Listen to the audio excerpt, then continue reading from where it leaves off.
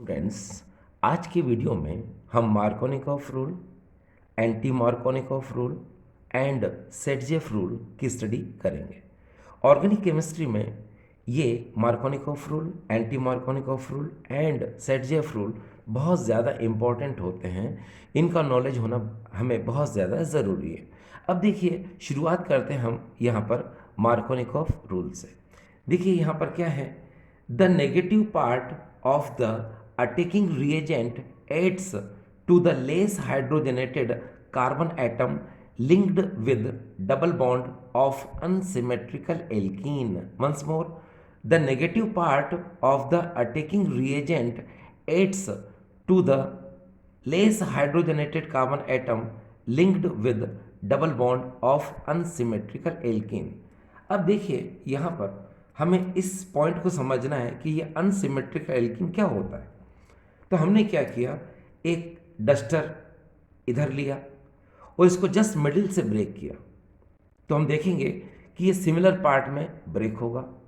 फिर इसी तरह से हमने यहाँ पर दूसरा डस्टर लिया और जस्ट इसको कॉर्नर के पास से जब इसको ब्रेक करेंगे तो ये अनइक्वल पार्ट में डिवाइड होगा, ब्रेक होगा, तो इसको कहेंगे हम अनसिमेट्रिकल। तो देखिए इसी तरह से जब हम अनसिमेट्रिकल एल्कीन की बात करते हैं तो हमारे दिमाग में पहले आता है कि सिमेट्रिकल एल्कीन क्या होता है और अनसिमेट्रिकल एल्कीन क्या होता है। तो देखिए यहाँ पर ये CH2 डबल बॉन्ड CH2 है। अगर मैं इसको जस्ट मिडिल से ब्रेक करता हूँ तो एक CH2 इधर आएगा, एक CH2 इधर आएगा, तो मैं इसे कहूँगा सिमेट्रिकल एल्कीन। तो ये है सिमेट्रिकल एल्कीन, ठीक।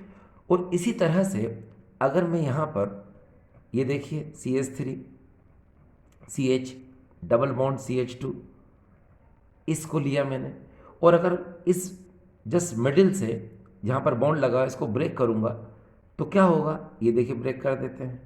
तो इस तरफ आपको 2 कार्बन नज़र आएंगे, इस तरफ ओनली सिंगल कार्बन नज़र आएगा, तो इसको कहेंगे हम अनसिमेट्रिकल एल्कीन। जबकि इधर हमने क्या देखा था कि जस्ट मिडिल से बॉन्ड को अगर हम ब्रेक करेंगे तो यहाँ पर एक कार्बन इधर आएगा, एक कार्बन इधर आएगा, तो इसको कहेंगे हम सिमेट्रिकल एल्कीन। तो ये जो मार्कोनिकॉफ रूल होता है ये सिमेट्रिकल एल्कीन पर फॉलो नहीं होता है, ये हमेशा अनसिमेट्रिकल एल्कीन यानी कि CH3 CH double bond CH2 पर फॉलो होता है, ठीक। अब दूसरी बात यहाँ पर यह है कि इस लॉ में स्टेटमेंट क्या है, तो इसके स्टेटमेंट को हम समझते हैं। देखिए हमें ये कहा गया है CH3, पहले लिख लें इसको, CH3 CH double bond CH2, ये ले लिया हमने क्या, अनसिमेट्रिकल एल्कीन। अब देखिए मैं यहाँ पर एडिशन रिएक्शन कराऊंगा किसकी, HBr की। अब यहाँ पर इस HBr को हम कहेंगे अटैकिंग रिएजेंट। अब इस अटैकिंग रिएजेंट में देखिए आप H पॉजिटिव होता है और Br क्या होता है, नेगेटिव होता है, ठीक। और ये तो पता ही है आपको, इसको क्या बोलते हैं हम, अनसिमेट्रिकल एल्कीन, और इसे कहा जाता है प्रोपीन। तो हमने इसे क्या कह दिया, प्रोपीन कह दिया। अब स्टेटमेंट क्या था, स्टेटमेंट ये था अटैकिंग रिएजेंट का जो नेगेटिव पार्ट होता है, ये देखिए अटैकिंग रिएजेंट का जो नेगेटिव पार्ट होता है वह अनसिमेट्रिकल एल्कीन के उस डबल बॉन्ड वाले कार्बन से जुड़ता है, ऐड होता है, जहाँ पर नंबर ऑफ हाइड्रोजन क्या हो, कम हो। तो ये कहाँ पर अटैच होगा, यहाँ पर। क्योंकि डबल बॉन्ड इस कार्बन और इस कार्बन के बीच में है तो ये Br या तो यहाँ अटैच हो सकता है या फिर ये Br यहाँ अटैच हो सकता है। मगर स्टेटमेंट क्या है, स्टेटमेंट ये है कि जहाँ पर नंबर ऑफ हाइड्रोजन कम हो वहाँ पर ही ये नेगेटिव पार्ट क्या होगा, ऐड होगा। चलो इसको ऐड कर देते हैं, तो क्या होगा, ये देखिए CH3 CH, और अगर आपने यहाँ पर Br को यहाँ पर लिंक कर दिया, ये देखिए, ठीक है, ये कम हाइड्रोजन वाला कार्बन था, ठीक है, इसी पर आपने इस Br नेगेटिव को अटैच कर दिया। अब नेचुरल है कि ये जो हाइड्रोजन है ये कहाँ अटैच होगा, अरे भाई वो तो यहीं अटैच होगा, तो यहाँ पर क्या हो जाएगा CH3, ठीक। अब याद रखना आपको कि बीच का ये बॉन्ड, डबल बॉन्ड जो होता है, ये ब्रेक होता है, ठीक है, ये ब्रेक होता है, ठीक है। उसके बाद ही तो भाई ये Br नेगेटिव यहाँ जुड़ेगा और ये यहाँ ऐड होगा, ठीक। इस मार्कोनिकॉफ रूल में जो मेन प्रोडक्ट बनता है वो हमेशा टू ब्रोमो टू क्लोरो, है ना, प्रोडक्ट बनता है। जैसे यहाँ पर बन रहा है टू ब्रोमो प्रोपेन, ये देखिए, that is a 1, that is a 2, that is a 3, इसको कहेंगे हम टू ब्रोमो प्रोपेन। ये देखिए टू ब्रोमो प्रोपेन बन गया। लेकिन इस रिएक्शन को हो सकता है थोड़ा सा आपको रटना पड़ रहा है, चिंता मत करिए, नहीं रटना पड़ेगा। देखिए मैं बताता हूँ कैसे। इसको हम फिर से समझते हैं।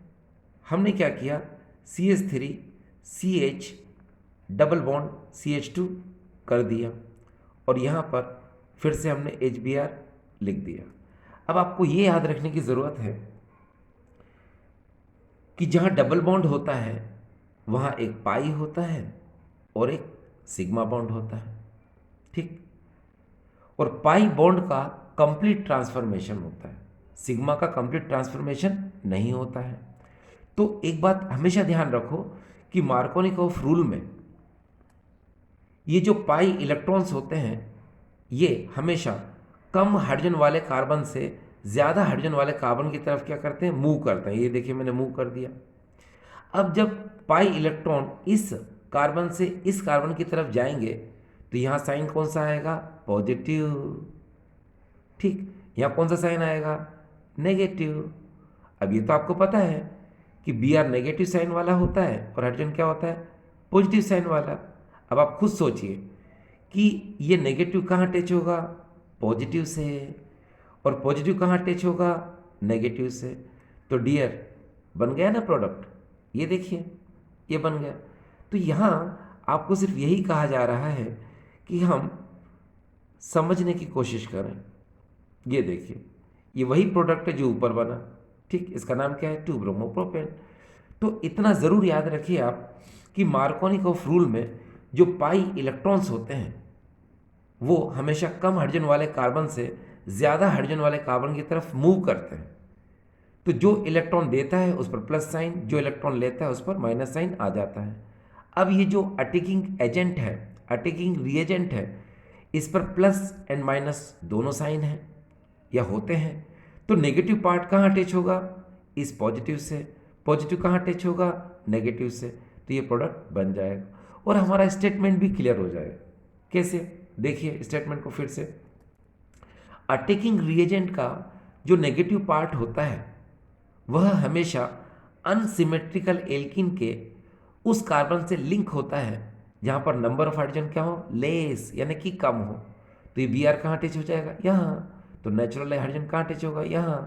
तो ये प्रोडक्ट बन जाएगा। मार्कोनिकॉफ रूल में हमेशा two bromo two chloro product ही बनता है। क्लियर। तो आई होप ये आपको समझ आया होगा। देखिए यहाँ अगर हम ध्यान दें, देखिए मार्कोनिकॉफ रूल में अगर इसे हिंदी में कहा जाए तो इसे ऐसा कहा जाएगा, देखिए आक्रमणकारी आक्रमणकारी जो अभिकारक होता है, आक्रमणकारी जो अभिकारक होता है उसका ऋणात्मक भाग सदैव असम्मित एल्कीन के उस कार्बन से जुड़ता है जहाँ पर हाइड्रोजन की संख्या क्या होती है, कम होती है, ठीक है। तो ये ऋणात्मक भाग कहाँ जुड़ेगा, यहाँ पर, और धनात्मक भाग कहाँ जुड़ेगा, यहाँ पर।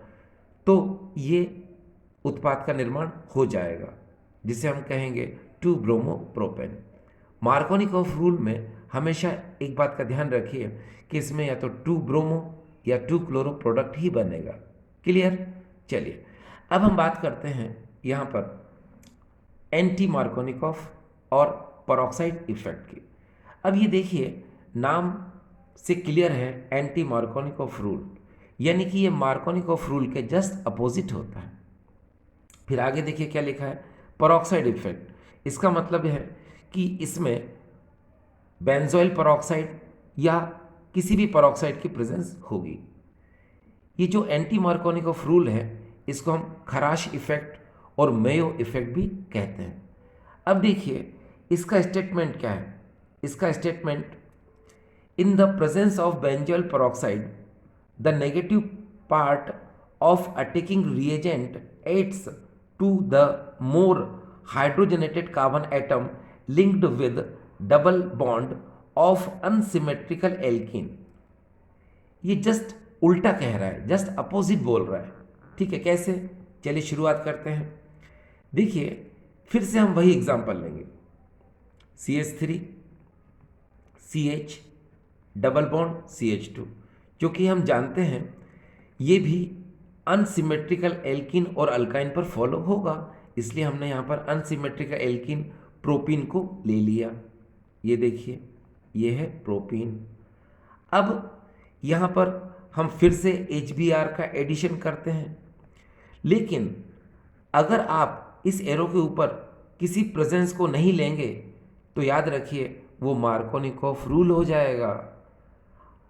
अगर आपको एंटी मार्कोनिकॉफ रूल को समझाना है, लिखना है, तो उस सिचुएशन में आपको यहाँ पर बेंजोइल पेरोक्साइड या R2O2 किसी भी पेरोक्साइड की प्रेजेंस आपको लेना पड़ेगी। चलिए हम यहाँ पर लेते हैं बेंजोइल पेरोक्साइड C6H5COO का होल ट्वाइस। इसको हम कहते हैं बेंजोइल पेरोक्साइड। इसकी प्रेजेंस में क्या होता है कि ये जो नेगेटिव पार्ट है अटैकिंग रिएजेंट का, ये देखिए ये हमेशा डबल बॉन्ड के उस कार्बन से लिंक होता है जहाँ पर नंबर ऑफ हाइड्रोजन क्या हो, ज़्यादा हो, मैक्सिमम हो। तो देखो यहाँ तो एक हाइड्रोजन है, यहाँ पर दो हाइड्रोजन है, यहाँ ज़्यादा है, यहाँ पर कम है, तो ये Br कहाँ अटैक करेगा, यहाँ पर। H कहाँ अटैक करेगा, यहाँ पर। तो प्रोडक्ट क्या बनेगा, चलिए देखिए प्रोडक्ट बनेगा यहाँ पर CH3 CH2 and that is a CH2Br। अब यहाँ पर एक बात का हमेशा ध्यान रखिए कि एंटी मार्कोनिकॉफ रूल और पेरोक्साइड इफेक्ट में हमेशा 1 ब्रोमो 1 क्लोरो प्रोडक्ट ही बनता है। तो इसका नाम क्या है, 1 ब्रोमो प्रोपेन। ये देखिए ये हो जाएगा 1 ब्रोमो प्रोपेन। अभी भी हो सकता है आपको थोड़ा समझ नहीं आया, कोई बात नहीं, हम इसे फिर से समझते हैं, है ना, ताकि आपको किसी भी तरह का कोई प्रॉब्लम ना रहे। तो देखिए CH3 CH double bond CH2 plus HBr। अब देखिए यहाँ एरो के ऊपर अगर कोई प्रेजेंस आप नहीं लेते हैं तो आपको पता है कि पाई इलेक्ट्रॉनों का जो ट्रांसफॉर्मेशन होता है वो कम हाइड्रोजन वाले कार्बन से ज़्यादा हाइड्रोजन वाले कार्बन की तरफ हो जाएगा। तो वो तो फिर मार्कोनिकॉफ रूल हो गया। और हम क्या पढ़ रहे हैं, एंटी मार्कोनिकॉफ रूल। तो हमेशा याद रखिए कि यहाँ पर आपको बेंजोइल पेरोक्साइड की प्रेजेंस लेना पड़ेगी। चलिए प्रेजेंस ले लीजिए C6H5COO का होल ट्वाइस। जैसे ही आप प्रेजेंस लेते हैं तो पाई इलेक्ट्रॉनों का ट्रांसफॉर्मेशन जो है अपोजिट हो जाता है, यानी कि अब पाई इलेक्ट्रॉनों का ट्रांसफॉर्मेशन ज़्यादा हाइड्रोजन वाले कार्बन से कम हाइड्रोजन वाले कार्बन की तरफ होगा, यानी कि अपोजिट। ये देखिए मार्कोनिकॉफ रूल के जस्ट अपोजिट। अब नेचुरल है इस कार्बन से पाई इलेक्ट्रॉन इस तरफ ट्रांसफर हो रहे हैं तो इस पर प्लस साइन आएगा, इस पर आएगा माइनस। और यहाँ तो आप जानते ही हैं अटैकिंग रिएजेंट में Br पर माइनस साइन होता है, H पर प्लस साइन होता है। तो ये नेगेटिव पार्ट कहाँ अटैच होगा, प्लस के तरफ, और ये प्लस कहाँ अटैच होगा, नेगेटिव की तरफ।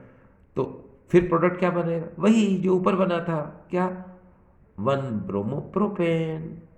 ये देखिए यहाँ पर ये 1 ब्रोमो प्रोपेन बनकर तैयार हो गया।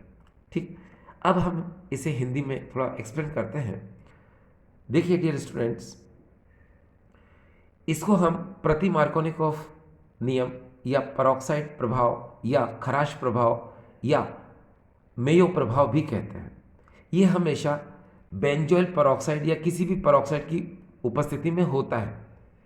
इसमें आक्रमणकारी पदार्थ का जो ऋणात्मक भाग होता है, ये आक्रमणकारी अभिकारक ऋणात्मक भाग है।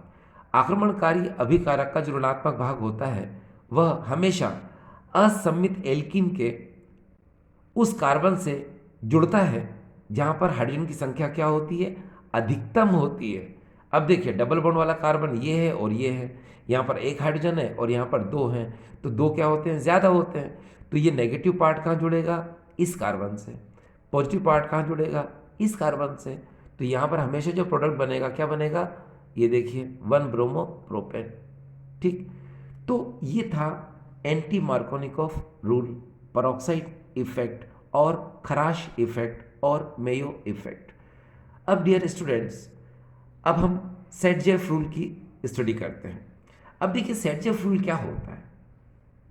तो सेटजेफ रूल को समझने के लिए हम पहले उसके स्टेटमेंट को देखते हैं। ये देखिए, ये सेटजेफ रूल, और इस सेटजेफ रूल की अगर हम बात करते हैं तो पहले आप देखिए कि इसके जस्ट सामने क्या लिखा है, बीटा एलिमिनेशन। इसका मतलब निकलता है कि सेटजेफ रूल को हम बीटा एलिमिनेशन रिएक्शन में यूज करते हैं। इसका स्टेटमेंट देखते हैं। देखिए statement, in dehydrohalogenation reaction the preferred product is that alkene which has the greater number of alkyl groups attached to the double bonded carbon atoms. Once more, in dehydrohalogenation reaction, the preferred product is that alkene which has the greater number of alkyl groups attached to the double bonded carbon atoms. चलिए इस statement को हम समझेंगे थोड़ी देर बाद। अब आपको पहले ये समझाया जाए ये बीटा एलिमिनेशन, अल्फा एलिमिनेशन, ये क्या होता है। तो देखिए डियर, सबसे पहले आप इस बात का ध्यान रखें कि ये मैंने एक कार्बन की चेन ले ली, ये इस तरह से, ठीक, और इसके एंड में या कहीं पर भी मैंने कोई हेलोजन एटम लगा दिया। आपको पता है हेलोजन को हम एक से डिनोट करते हैं, तो ये हो जाएगा फंक्शनल ग्रुप। अब इतना याद रखिए कि ये हेलोजन किस कार्बन से लिंक है, इससे, तो इसको कहेंगे हम अल्फा कार्बन, इसको कहेंगे हम बीटा कार्बन, इसको कहेंगे हम गामा कार्बन, इसको कहेंगे हम डेल्टा कार्बन। ठीक, अब ये देखिए इसके एग्जाम्पल को समझते हैं पहले। अब आपको ये तो क्लियर ही हो गया कि ये Br जो है इस कार्बन से लिंक है, तो इसको कहेंगे हम अल्फा, इसके पास वाले को कहेंगे बीटा, इसी तरह से इसका पास वाला कौन है, ये, इसको कहेंगे हम बीटा और इसको कहेंगे हम गामा। अब मैंने आपसे कहा कि सेटजेफ रूल हमेशा बीटा एलिमिनेशन रिएक्शन में यूज होता है। तो बीटा एलिमिनेशन का मतलब क्या होता है कि बीटा ये है और बीटा ये है, तो आप या तो इस कार्बन से हाइड्रोजन को Br के साथ निकाल सकते हो या फिर इस कार्बन से इस Br को हाइड्रोजन के साथ निकाल सकते हो। तो सेटजेफ ने क्या कहा, सेटजेफ ने ये कहा कि इस Br को आप उस कार्बन से हाइड्रोजन को निकालोगे जहां पर नंबर ऑफ हाइड्रोजन क्या हो, कम हो। देखिए यहां पर नंबर ऑफ हाइड्रोजन कितने, 3 हैं, और यहां पर नंबर ऑफ हाइड्रोजन कितने, 2 हैं। तो आप यहां से हाइड्रोजन को Br के साथ नहीं निकालोगे, आप Br को इस हाइड्रोजन के साथ क्या करोगे, बाहर निकालोगे। ठीक, चलिए हम क्या करते हैं, यहां से इसको, इसके हाइड्रोजन को निकालते हैं।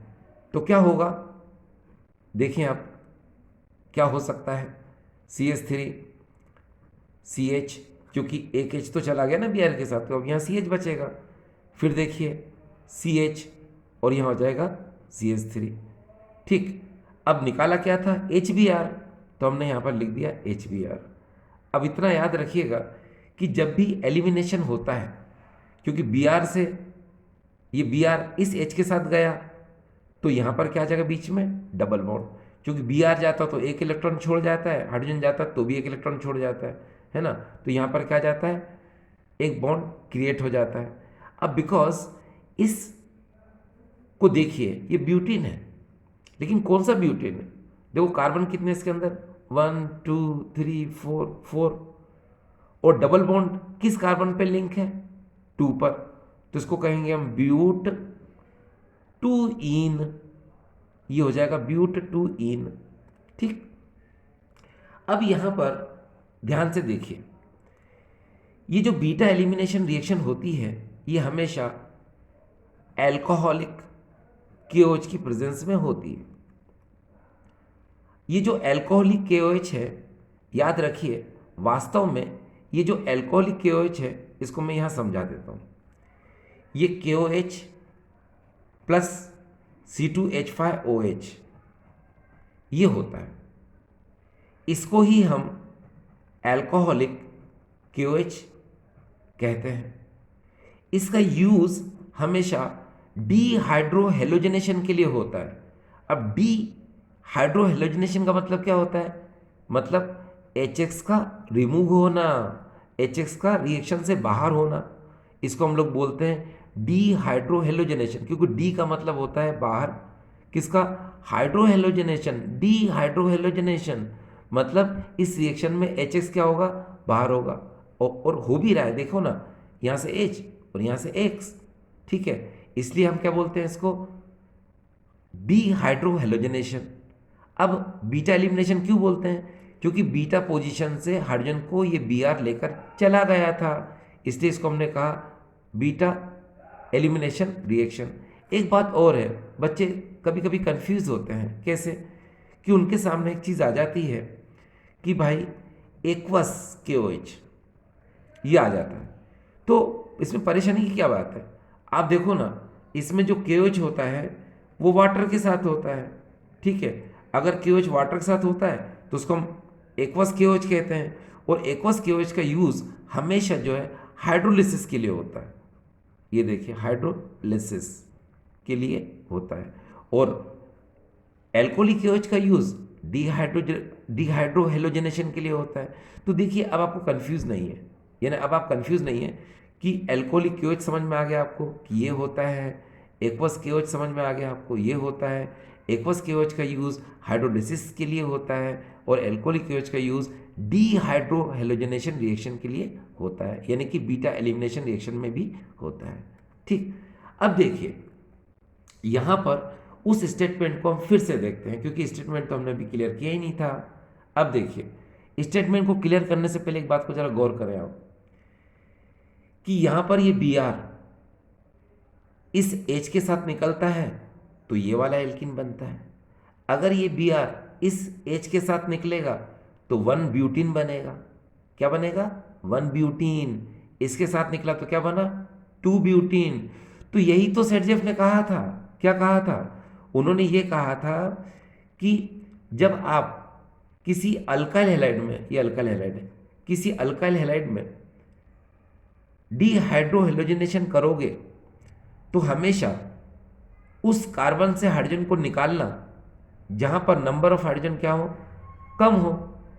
तो जो एल्किन बनेगा वो हमेशा क्या बनेगा? एक्सिस में बनेगा, यानी ज्यादा क्वांटिटी में बनेगा।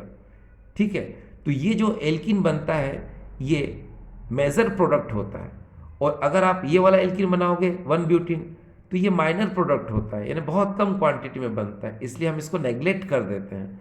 हम हमेशा कौन सा बनाते हैं? 2 ब्यूटीन। अब स्टेटमेंट को देखिए, अब आपको क्लियर हो जाएगा कैसे। देखिए, इन dehydrohalogenation reaction the preferred product is that alkene which has the greater number of alkyl groups attached to the double bonded carbon atoms।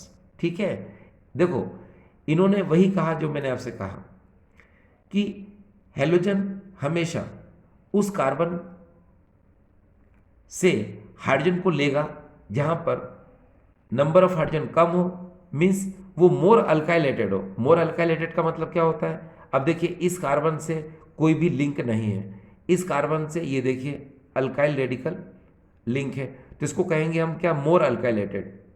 ठीक है, इसको कहेंगे हम क्या? अल्काइलेटेड है ही नहीं है। तो इसीलिए हम दूसरी लैंग्वेज में क्या कहते हैं कि जहां पर नंबर ऑफ हाइड्रोजन क्या हो? कम हो।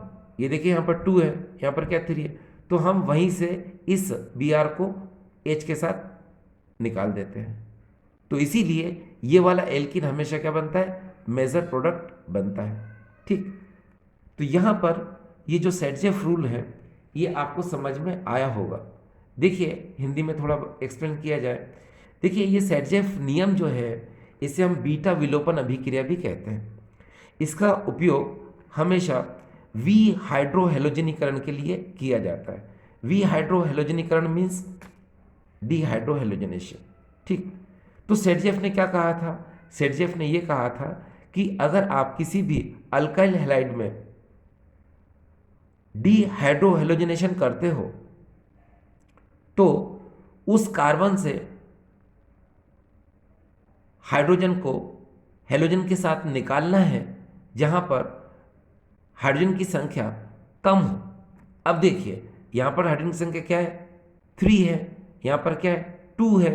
तो आप यहां से हाइड्रोजन को इसके साथ निकालोगे तो एल्कीन कौन सा बनेगा? ये वाला। अगर आप यहां से निकालोगे तो एल्कीन क्या बनेगा? 1 ब्यूटीन बनेगा। यहां से निकाला तो क्या बना डियर? ब्यूटुइन बना। यहां से अगर निकालते हाइड्रोजन को तो क्या बनता? ब्यूटवनीन बनता।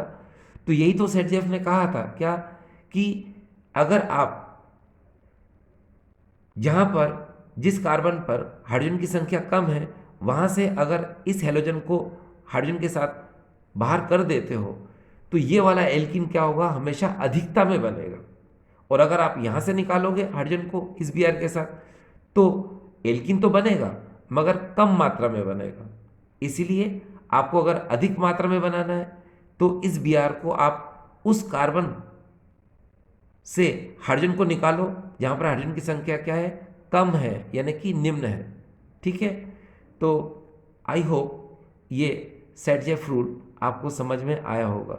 ठीक है, मैंने इस वीडियो में हिंदी में भी कोशिश की है एक्सप्लेन करने की और एज वेल एज इंग्लिश में तो मैं एक्सप्लेन करता ही हूँ। ठीक है, इस वीडियो को देखने के लिए थैंक यू।